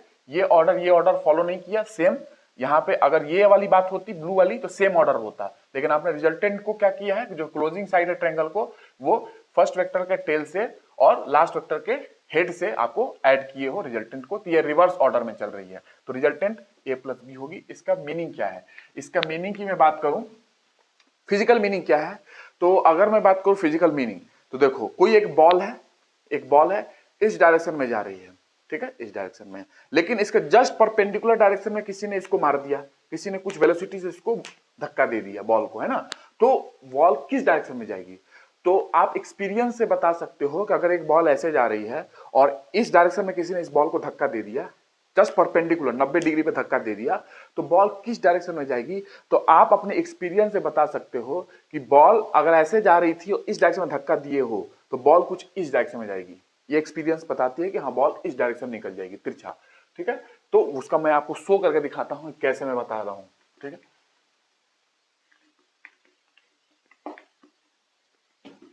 अगर कोई बॉल है, लेट अस से ये बॉल है और कुछ वेलोसिटी v1 से इधर जा रही थी, ठीक है, कुछ वेलोसिटी है जो इस डायरेक्शन में ये बॉल जा रही है। अगर मैं इसको परपेंडिकुलर डायरेक्शन में एक हिट करूं, यहां से हिट करूं परपेंडिकुलर डायरेक्शन में, अगर मैं यहां से हिट करता हूं परपेंडिकुलर डायरेक्शन में, बॉल को हिट करता हूं, हिट किया परपेंडिकुलर डायरेक्शन में, तो आपको एक्सपीरियंस से क्या पता चलेगा कि बॉल किधर जानी चाहिए। एक्सपीरियंस आपको बताती है कि बॉल क्या है, कि अगर ये वेलोसिटी v1 है, मैं इसको जस्ट दो वेक्टर आपके पास मिल गई ना, आपने हिट किया सम वेलोसिटी v2 से, ठीक है, सम वेलोसिटी v2 से आपने हिट किया, v1 से आ रही थी बॉल, आपने हिट किया परपेंडिकुलर डायरेक्शन में v2 से, तो आप अगर इस देखोगे तो दो आपको वेक्टर है, एक वेक्टर v1 और एक 90 डिग्री पे, तो एक 90 डिग्री पे सेम आप दिखाओगे, सेम v2, मैंने पिछले उसमें आपने बताया कि कैसे वेक्टर को शिफ्ट करना है v2, और यहां से आपको पता चलता है, क्योंकि एक्सपीरियंस से भी पता चलता है कि अब कुछ बॉल कुछ इस डायरेक्शन में जाएगी, क्योंकि यहां से आपने हिट कर दिया है, तो ये उसकी रिजल्टेंट डायरेक्शन होगी बॉल की। तो यहां से पता चलता है कि v1 v2, तो ये हो जाएगी v1 प्लस v2 उसकी रिजल्टेंट। तो इस डायरेक्शन में बॉल जा रही होगी, जो कि एक्सपीरियंस भी बताती है कि हाँ ऐसा ही होगा, बॉल ना इधर जाएगी ना इधर जाएगी, कुछ ऐसे निकल जाएगी। तो ये है vector triangle law of vector addition का फिजिकल मीनिंग, आप ऐसे समझ सकते हो। ये फिजिकली आपको समझना जरूरी है। The experience tells me it would be moving in direction like this, इस डायरेक्शन में बॉल निकल जाएगी, ठीक है। तो ये ट्रायंगल लॉ की आपको फिजिकल मीनिंग आपको समझ में आएगी। ये है रिजल्टेंट की इस डायरेक्शन में आगे जा रही है, जो मैंने एक एग्जांपल से आपको समझा दिया ट्रायंगल लॉ। अब मैं बात करूं एडिशन ऑफ वेक्टर की, बात करूं तो एडिशन वेक्टर में कुछ प्रॉपर्टी में कम्यूटेटिव तो आपको बता ही देता हूं। कम्यूटेटिव प्रॉपर्टी क्या है इसको नोट कर लो, ये एग्जांपल था ये इसका ट्रायंगल लॉ का, ठीक है।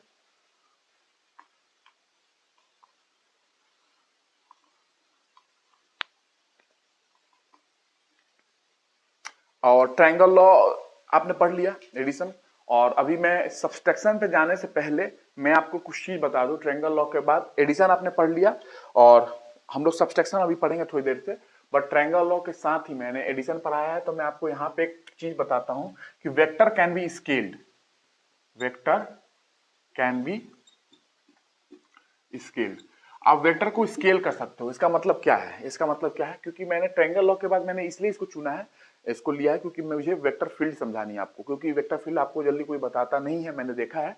तो वेक्टर फील्ड आपको समझना जरूरी है कि इस फोर्स फील्ड में ये पार्टिकल है, इस वेलोसिटी फील्ड में ये पार्टिकल है, तो उसका मतलब क्या होता है। तो फील्ड समझो क्या है। वेक्टर कैन बी स्केल, अगर कोई वेक्टर ए है इतना,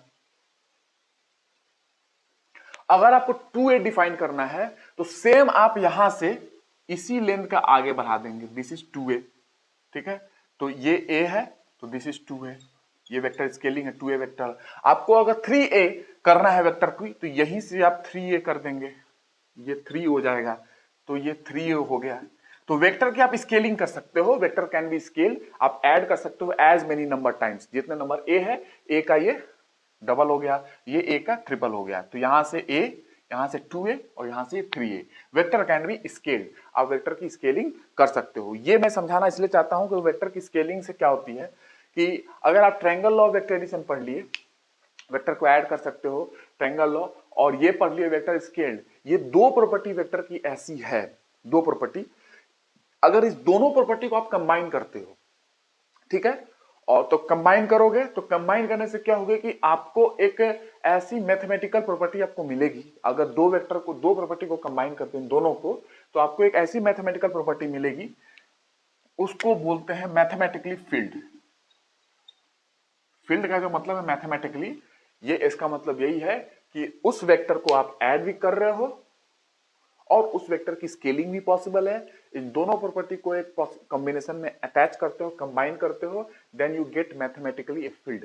एक फील्ड आप क्वांटिटी जानते हो। तो फील्ड क्या है, फील्ड जब आप दोनों वेक्टर को, दोनों जो प्रॉपर्टी है वेक्टर की, आप अगर दोनों कंबाइन करते हो तो आपको एक मैथमेटिकली एक आपको फील्ड मिलेगी, क्वांटिटी मिलेगी, जिसको फील्ड बोलते हैं, जो एक प्रॉपर्टी है वेक्टर की। वेक्टर फील्ड आप सुनते हो ना, वेक्टर फील्ड, स्केलर फील्ड, तो यहां से ये दोनों आती है। मैथमेटिकली आप ऐसे इसको समझ सकते हो।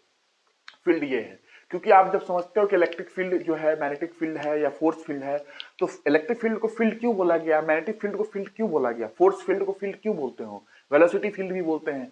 तो फील्ड का मतलब ये है कि वो क्वांटिटी, अगर मैं बात करूं इलेक्ट्रिक फील्ड की बात कर लूं, मैग्नेटिक फील्ड की बात कर लूं, वो क्वांटिटी वेक्टर एडिशन को भी फॉलो कर रही है, जो आप एक्सपेक्ट करते हो, वेक्टर ट्रायंगल लॉ को फॉलो करते हैं, और वो क्वांटिटी स्केल भी हो रही है, वो भी जो वेक्टर क्वांटिटी फॉलो करती है स्केलिंग, जो मैंने दिखाया। तो वो क्वांटिटी दोनों चीज को फॉलो कर रही है, इसीलिए मैथमेटिकली इलेक्ट्रिक फील्ड को इलेक्ट्रिक फील्ड बोलते हैं उसको। क्योंकि फील्ड को फील्ड क्यों बोला गया इलेक्ट्रिक फील्ड को, वो यहां से रीजन है, क्योंकि दोनों चीज को इलेक्ट्रिक फील्ड फॉलो करती है, इसलिए उसको फील्ड बोलते हैं, ठीक है। तो ये रीजन है फील्ड का। फील्ड का मतलब क्या है, फील्ड एक फिजिकल क्वांटिटी है, मैं इसको डिफाइन कर दूं। फील्ड फिजिकली समझना है, ये मैंने मैथमेटिकली आपको बता दिया फील्ड क्या है, दोनों चीज फॉलो करेगी, फील्ड बोलेंगे, electric field, magnetic field, force field, velocity field, ठीक है, दोनों फॉलो करना चाहिए। दोनों क्या होती है मैंने दिखा दिया। स्केलिंग क्या है, ठीक है, 3a 4a टाइम्स कर सकते हो, तो वेक्टर कैन बी स्केल्ड, ठीक है। Triangle of vector addition, vector can be scaled, दोनों की प्रॉपर्टी आप ऐड करते हो तो you will get mathematically a field, आप फील्ड पाओगे। और फील्ड जो आप जानते हो एग्जांपल के तौर पे, इलेक्ट्रिक फील्ड दोनों चीज को फॉलो करती है, एडिशन भी और स्केलिंग भी, दैट्स व्हाई इलेक्ट्रिक फील्ड को फील्ड बोलते हैं। एक इलेक्ट्रिक फील्ड क्यों बोला जाता है ये समझ गया। फील्ड क्या है, अगर मैं फिजिकली डिफाइन करूं फील्ड, और फील्ड वेक्टर फील्ड भी हो सकती है और स्केलर फील्ड भी हो सकती है। तो वेक्टर फील्ड स्केलर फील्ड दोनों हो सकती है। जाहिर सी बात है जब फील्ड होगी तो प्रॉपर्टी फॉलो करेगी। वेक्टर फील्ड है तो प्रॉपर्टी फॉलो करेगी, वही जो मैंने आपको बताया अभी थोड़ी देर में पहले, जो एडिशन और स्केलिंग की मैंने बात की। तो field is a physical quantity. Field एक फिजिकल क्वांटिटी है। यस, फील्ड एक फिजिकल क्वांटिटी है। Field is a physical quantity that takes on different values on different location. different location पे अगर अलग अलग वैल्यू आपको मिलती है तो वो फील्ड कहलाएगी। फील्ड की यही प्रॉपर्टी है कि फील्ड की अगर प्रॉपर्टी की बात करूं तो अगर ये आपने कोऑर्डिनेट सिस्टम लिया एक्स वाई, और इस पॉइंट पे अगर कोई कोऑर्डिनेट अगर देखोगे तो ये एक्स है, ये कुछ वाई है, यहाँ पे कुछ कोऑर्डिनेट इस पॉइंट का एक्स कॉमा वाई है, तो इस पॉइंट पे जो उसकी वैल्यू है वो इस पॉइंट पे, इस पॉइंट पे, इस पॉइंट पे, इस पॉइंट पे, इस पॉइंट पे, हर पॉइंट पे अलग होगी। Field takes different values on different location. अलग अलग लोकेशन पे अलग अलग वैल्यू फील्ड की होती है। इसीलिए field is a physical quantity which takes on different values on different location. Different location पे डिफरेंट वैल्यू, ये फिजिकल मीनिंग है। For example electric field, for example gravitational field, आप नाम सुने हुए हो ग्रेविटेशनल फील्ड का, इलेक्ट्रिक फील्ड का, तो ये उसकी मीनिंग है फील्ड की। मैथमेटिकली मैंने समझाया कि क्या फॉलो करेगी, तो mathematically you will say field, ठीक है। और मैंने फिजिकली आपको समझा दिया कि फील्ड क्या है। और भी चीजें समझाई जा सकती है बट इतना से आपकी लाइफ में इजी हो जाएगी कि फील्ड क्या है, ठीक है। Which takes on different values on different location. इस पॉइंट पे पॉइंट लोगे तो इसकी कोऑर्डिनेट कुछ और होगी, ये वेक्टर अलग हो जाएगा, तो फील्ड एक अलग वेक्टर फील्ड होगी। ये पॉइंट पे लोगे तो इसकी एक्स वाई कुछ अलग होगी यहां से, तो ये अलग एक वेक्टर फील्ड हो जाएगा बिकॉज इसकी एक्स वाई अलग है। तो which takes on different values on different location, अलग अलग लोकेशन पे अलग अलग वैल्यू है, ठीक है। और फील्ड जो होती है वो हर पॉइंट के लिए डिफाइंड होती है, हर पॉइंट के लिए। Field is defined for her point पे आप डिफाइन कर सकते हो, बशर्ते हर पॉइंट पे उसकी वैल्यू अलग अलग होगी। Which takes on different values on different location, अलग अलग लोकेशन पे उसकी अलग अलग वैल्यू आपको मिलेगी, बट हर पॉइंट का फील्ड को डिफाइन कर सकते हो। जैसे इलेक्ट्रिक फील्ड आप जानते हो, तो जब एक चार्ज है एक, और चार्ज रखी हुई है कहीं पे क्यू चार्ज कहीं पे रखी हुई है, तो ये चार्ज जो है ना पहले एक फील्ड बनाती है, एक फील्ड आपको पहले क्रिएट करेगी, ठीक है। डायरेक्ट फोर्स नहीं लगता है, जो फोर्स है ना वो 2 स्टेप प्रोसेस है, 2 स्टेप प्रोसेस है। आप उतना नहीं समझो, फिर भी आप थोड़ा सा समझ लो कि क्यू जो है पहले फील्ड बनाएगी, और इस फील्ड में अगर आपने बाहर से किसी चार्ज को लाके यहां पर रख दिया क्यू स्मॉल चार्ज को, तो इस चार्ज पे जो है, क्योंकि फील्ड पहले से बना हुआ है, फील्ड बना है तो फोर्स लगेगी ही लगेगी अगर आप इस फील्ड में कोई पार्टिकल को, कोई चार्ज को लेके रखते हो। फील्ड पहले से ही बनी हुई है, ये चार्ज ने फील्ड को क्रिएट करके रखा है, और इस चार्ज को कहीं भी प्लेस करोगे इस फील्ड के अंदर, तो यहां पे एक फोर्स आपको मिल जाएगी इस चार्ज के ऊपर, इस फील्ड के द्वारा। तो फोर्स जो लगती है किसी चार्ज पे, वो 2 स्टेप प्रोसेस है। पहले इस चार्ज के द्वारा फील्ड क्रिएट किया जाएगा, वो फील्ड पूरे स्पेस में आपको मिलेगी, और जब आप एक चार्ज को इस फील्ड में रखते हो तो उस चार्ज पे इस फील्ड के द्वारा फोर्स लगाई जाती है। तो इसीलिए आप सुनते हो कि इलेक्ट्रिसिटी में आप पढ़ते हो F equal to q E, ठीक है। मैं इसकी डिटेलिंग में नहीं जाऊंगा, आपको जरूरत नहीं है, इलेक्ट्रोस्टैटिक्स की पार्ट है ये, बट आप इतना ध्यान रखेंगे कि फील्ड क्या होती है। एग्जांपल के तौर मैंने आपको समझा दिया। इलेक्ट्रिक मैग्नेटिक फील्ड, उस पे भी मैग्नेटिक फील्ड पे भी दिखा सकते हो, बी जो आप सिंबल से दिखाते हो मैग्नेटिक फील्ड, ग्रेविटेशनल फील्ड पे दिखा सकते हो। तो इसका मतलब ये है कि चीजें इस अर्थ पे ऐसा नहीं है, क्या है कि आप चीजों को यहां से छोड़ोगे तो नीचे गिर गई, तो क्या है अभी मैंने छोड़ा नहीं, इसका मतलब क्या है, वो चीजें यहां पे है, ग्रेविटेशनल फील्ड है, वो फोर्स लगने के लिए बेकाब है, मतलब कि समझ रहे हो ना, फोर्स लगने के लिए वेट कर रहा है, वो जैसे आप छोड़ोगे वैसे नीचे गिर जाएगी। तो फोर्स वेट कर रही है लगने के लिए, बस आप लाके छोड़ो तो उस फील्ड में लाके छोड़ो चीजों को। ग्रेविटेशनल फील्ड में किसी चीज को छोड़ोगे तो ऑलवेज वो सेंटर ऑफ द अर्थ की ओर अट्रैक्ट करेगी वो बॉडी को, ठीक है। तो वेट कर रही है कि आप किसी चीज को, यहां अभी कोई चीज नहीं है, वो वेट कर रही है ग्रेविटेशनल फील्ड इस अर्थ की कि आप यहां पे लाके किसी चीज को रखो और छोड़ो, जैसे ही छोड़ोगे नीचे गिर जाएगी टुवर्ड्स द अर्थ, ठीक है। यानी कि वो वेटिंग में है, आप ले आके छोड़ो तो वो पहले से वेट कर रहा है, जैसे आप छोड़ा वैसे ही वो फोर्स नीचे लग जाएगी उसकी टुवर्ड्स द अर्थ। तो ऑलवेज फील्ड जो है हमेशा पहले से ही है, और वो फील्ड के चक्कर में क्या होती है, चीजें नीचे की ओर, ग्रेविटेशनल फील्ड के चक्कर में चीजें जो है वो नीचे की ओर अर्थ की ओर मूव करती है, ठीक है।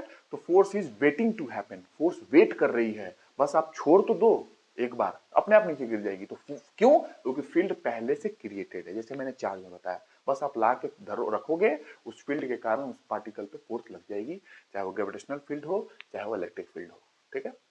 तो force is a field is a physical quantity, मैं डिफाइन कर देता हूं ये, क्योंकि आप ध्यान रखना conservative field non conservative field की बात होती है, फोर्स फील्ड की बात होती है, तो आप समझ पाओगे क्या मतलब है। फ्लूइड मैकेनिक्स में भी आप पढ़ोगे फील्ड फील्ड फील्ड बहुत सारा।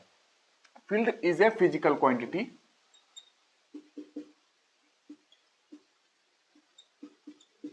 ठीक है, विच टेक्स फील्ड क्या करेगा, अलग अलग पोजीशन पे अलग अलग value, which takes on different values, which takes on different values on different location, अलग अलग लोकेशन पे अलग अलग वैल्यू। और क्या बोलोगे, और डिफाइन करना हो तो क्या बोल, field is A quantity in general which is defined for all position. Her position के लिए आप डिफाइन कर सकते हो, बिकॉज आपने, आप देखो हर पोजीशन का मतलब क्या, ग्रेविटेशनल फील्ड देख लो अर्थ पे तो हर जगह लग रही है ना, ग्रेविटेशनल फील्ड तो हर जगह है, कहीं भी रखोगे इसको नीचे गिरेगी, कहीं भी किसी पृथ्वी के किसी भी कोने पे ले आकर रखो, कहीं भी रखो, कहीं भी अर्थ है, ये अगर अर्थ है, आपने अगर ये अर्थ ने मैंने ग्रेविटेशनल फील्ड क्रिएट करके रखा है, आपने यहां किसी पार्ट बॉल को छोड़ा, बॉल को, तो ये इधर गिरेगा, यहां अगर छोड़ा तो इधर गिरेगा, यहां छोड़ा तो टुवर्ड्स द अर्थ, यहां छोड़ा तो यहां, यहां तो ग्रेविटेशनल फील्ड पहले से है, बस आपने बॉल को यहां छोड़ा तो इसे, यहां छोड़ा तो ऐसे, टुवर्ड्स द अर्थ इसको अट्रैक्ट करेगी बॉल को, towards the centre of the earth, towards the earth, ठीक है। तो force is waiting to happen, आप रखो तो देखो चीजों को, उसी तरह ग्रेविटेशनल फील्ड में, उसी तरह इलेक्ट्रिक फील्ड में मैंने दिखाया, चार्ज आपने रखा, उसने इलेक्ट्रिक फील्ड क्रिएट किया, आपने किसी बाहर से कोई चार्ज को उस फील्ड में रखा तो उस चार्ज पे इलेक्ट्रिक फील्ड फोर्स लगा देगी, ठीक है। तो ऐसा तो नहीं है, जब चार्ज नहीं था तो ऐसा तो है नहीं कि वो था नहीं फील्ड, वो फील्ड तब भी था, बस आपने चार्ज रखा नहीं कि उसने फोर्स लगा दिया, तो वेट कर रहा था, रख के तो देखो, मैं तो फोर्स लगाने के लिए पहले से तैयार हूं। उसी तरह ग्रेविटेशनल फील्ड में है कि आप रख के तो देखो, नहीं रखे हो तो क्या, एक बार रख के देखो, सीधा नीचे आएगा, यानी कि पहले से वो तैयार है, चीजें नीचे ही जाएंगी, ये ग्रेविटेशनल फील्ड का इफेक्ट है, ठीक है। बाकी मैं धीरे धीरे आपको बताता जाऊंगा, फील्ड समझा रहा हूं, फील्ड समझ जाओ, बहुत इंपॉर्टेंट जरूरी है, क्योंकि हर जगह आती है, क्वेश्चन पढ़ते हैं लोग, हाँ ठीक है फील्ड है ना, फील्ड लिखा है, वेक्टर फील्ड में कोई पार्टिकल है, फोर्स फील्ड में ये पार्टिकल है, अच्छा अच्छा, ये इलेक्ट्रिक फील्ड में मैंने ये रख दिया, तो फील्ड क्यों कहा गया, मैंने मैथमेटिकली भी समझा दिया, it follows triangle law of vector addition and vector scaling, another property of vector, vector को स्केलिंग कर सकते हो, A2 A3 मैंने समझाया, these two property if you combine together then you get mathematically a quantity called physical quantity called field. This is the definition in mathematical form, but if you want to feel the field, feel करना चाहते हो field को, तो field is a physical quantity, yes it is a physical quantity that means is you can measure it and which takes on different values at a different location, अलग अलग location पे अलग अलग वैल्यू लेगी। field is a quantity in general which is defined for all positions, ठीक है। और ऐसे डिफाइन कर लो आप, और फील्ड इज ए क्वांटिटी, वो फील्ड फोर्स फील्ड भी हो सकता है, कोई दिक्कत नहीं है, कोई भी field, force field, vector field जो बोल रहा हूं, वेक्टर फील्ड की बात कर रहा हूं, फोर्स फील्ड हो जाए, वेलोसिटी फील्ड हो जाए, एक्सेलरेशन, कुछ भी फील्ड हो सकती है, electric field, magnetic field. Field is A quantity in general which is defined for all positions or all points in space।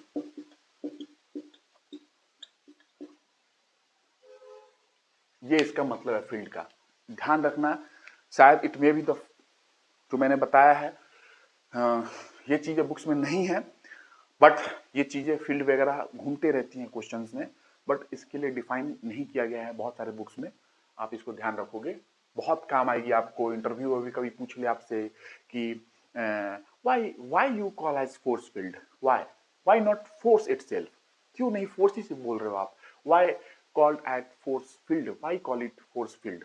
तो अब बताओगे force is a physical quantity, force field is a quantity which takes on different values on different location. But if you want to talk about mathematically, the force field is a vector quantity, or force field is a physical quantity which follows the property of vector, like vector addition and vector scaling. If you combine these together, you will get mathematically a field. You will get mathematically a field. तो आप mathematically भी बता सकते हो, physically भी बता सकते हो। ग्रेविटेशनल फील्ड की मैंने एग्जांपल दी, मैंने आपको इलेक्ट्रिक फील्ड की एग्जांपल दी, मैग्नेटिक फील्ड की भी दे सकता हूँ, एम्पियर्स लॉ की बता सकता हूँ कि एम्पियर्स लॉ में आप जानते हैं एम्पियर्स लॉ, जब एक करंट किसी वायर में मूव करती है तो उसमें करंट की डायरेक्शन में, वायर की डायरेक्शन में अंगूठे को रखो, थंब को रखो, और जिस डायरेक्शन में आपकी ये मूव कर रही है फिंगर, उसी डायरेक्शन में मैग्नेटिक फील्ड वाइंड अप करेगी उस वायर पे। ये एम्पियर्स लॉ में पढ़ते हैं। बट एम्पियर्स लॉ में भी अदर कॉम्प्लिकेशन है वहां पे डिफरेंशियल इक्वेशंस का। आप मैकेनिक्स पढ़ रहे हो, आपको एम्पियर्स लॉ नहीं जानना है, ठीक है। बट मैं तो पढ़ाऊंगा क्योंकि मैं ट्रिपल ई के लिए इलेक्ट्रोमैग्नेटिक थ्योरी वगैरह भी पढ़ाने वाला हूँ गेट के लिए, और गेट से भी ऊपर पहले गेट का पढ़ाऊंगा, उसके बाद आगे की चीजें पढ़ाऊंगा। इलेक्ट्रोमैग्नेटिक थ्योरी वगैरह आप जानते हो। इलेक्ट्रोमैग्नेटिक थ्योरी क्या है, आप लाइट और इलेक्ट्रोमैग्नेटिक वेव्स दोनों सेम थिंग है, वहां पे कॉन्सेप्ट में बताऊंगा इलेक्ट्रोमैग्नेटिक थ्योरी में। तो वहां पे भी electric field magnetic field deal करना है, एम्पियर्स लॉ को डील करोगे, बहुत सारी चीजें वहां पे अलग अलग फॉर्म में आप डील करोगे।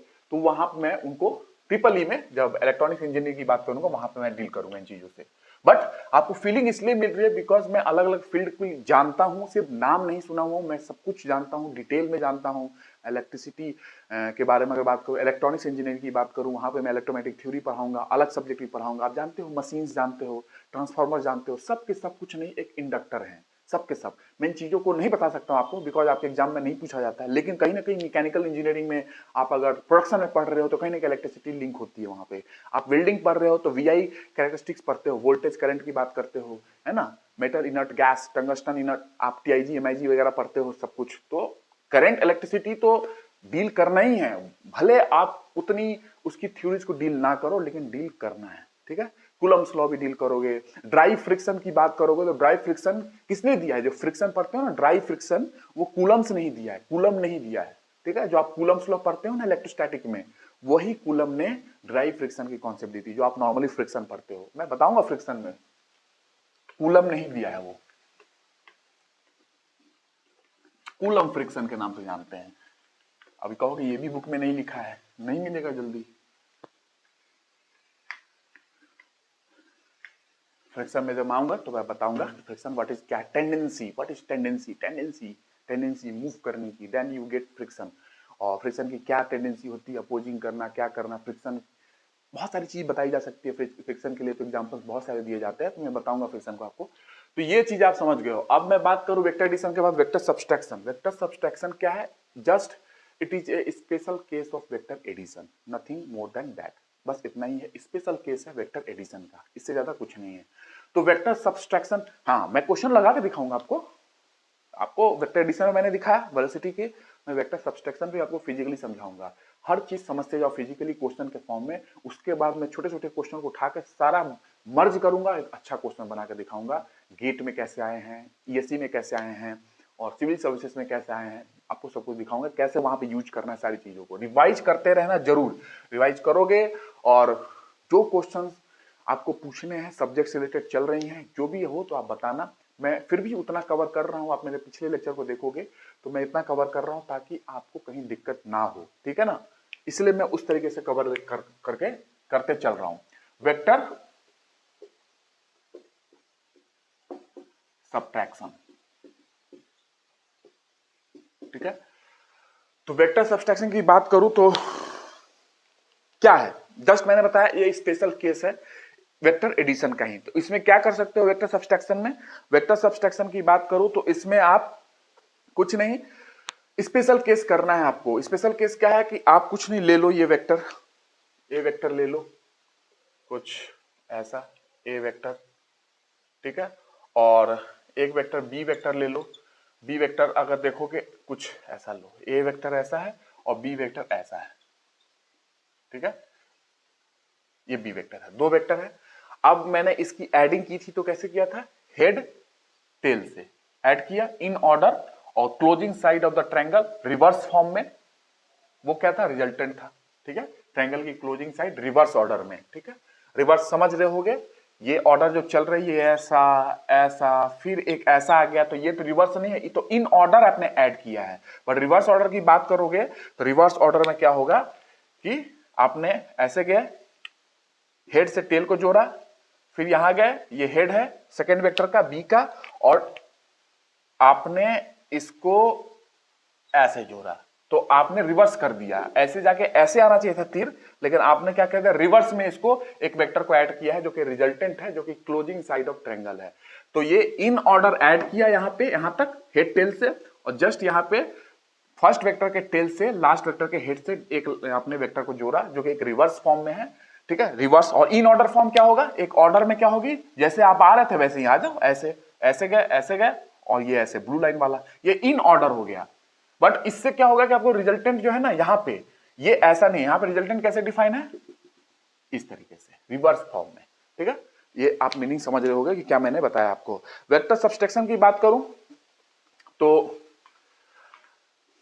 आप अगर a माइनस बी लिख रहे हो, यही है ना, वेक्टर सब्सट्रैक्ट करना है, माइनस करना है, a माइनस बी, तो इसको आप कैसे कर सकते हो कि a प्लस माइनस बी, मतलब स्पेशल केस एडिशन का आपने ऐड किया, माइनस बी को ऐड कर दिया, तो एक स्पेशल केस है। तो क्या करना है, b इधर है, a इधर है, तो आपने a लिया सेम। ठीक है, मैंने बताया था कहीं भी आप मूव कर सकते हो, a b ये डायरेक्शन में है, लेकिन माइनस बी क्या होगा, जस्ट इसका अपोजिट डायरेक्शन, अपोजिट वेक्टर की मैंने बात की थी, अपोजिट डायरेक्शन, सेम मैग्नीट्यूड। ठीक है, तो ये हो जाएगा b, कैसा, माइनस में, और ये क्या है, a वेक्टर। ठीक है, तो b वेक्टर इधर थी, बट आपको माइनस b ऐड करना है, तो a वेक्टर ऐड करेंगे हेड टेल से ही, जैसे आप किए हो पहले, मैंने दिखाया अभी, ये हेड और ये b vector minus b vector ही है। ठीक है, और बताओ अब इसका क्लोजिंग साइड होगा वो कैसा होगा, रिवर्स ऑर्डर में, जैसे मैंने अभी एडिशन में दिखाया था। तो आप इसकी क्लोजिंग साइड ऐसे बनाओगे, ये है a माइनस, ऐसा नहीं है थोड़ा, a माइनस बी, ये है आपका सब्सट्रैक्शन ऑफ वेक्टर, ये a माइनस बी। तो जस्ट मैंने b के माइनस बी पलट दिया और बस ऐड कर दिया उसको, और ये आपको मिल गई a माइनस बी। इसका मतलब क्या है, इसका मतलब क्या है, इसका मतलब ये है कि आप एक स्पेशल केस है एडिशन का ही, जो कि वेक्टर सब्सट्रैक्शन का नाम जानी जाती है, वेक्टर सब्सट्रैक्शन, और ये आपने a माइनस बी ऐड कर दिया। अब इसको अलग अलग फॉर्म में दिखाया जा सकता है, because a minus b, b minus a, वो क्या हो सकता है, a plus b, b plus a equal है तो कॉम्यूटेटिव है। ये चीजें मैं अगली क्लास में बात करूंगा, अभी इतना डाइजेस्ट करो जो मैंने अभी बताया है सब कुछ, अगली क्लास में मैं इसको आगे से अच्छा बताऊंगा। इस पे और थोड़ा सा एग्जांपल में क्वेश्चन कराऊंगा आपको, एक फिजिकल, जैसे मैंने एडिशन पे कराया वेलोसिटी वाली, बॉल वाली, यहाँ पे भी फीलिंग दे लूंगा ताकि आपको समझ में आए कि अच्छा सब्सट्रैक्शन क्या है। फोर्स को लेकर समझा दूंगा, यहाँ पे वेलोसिटी से समझाया, यहाँ पे फोर्स लेकर समझाऊंगा।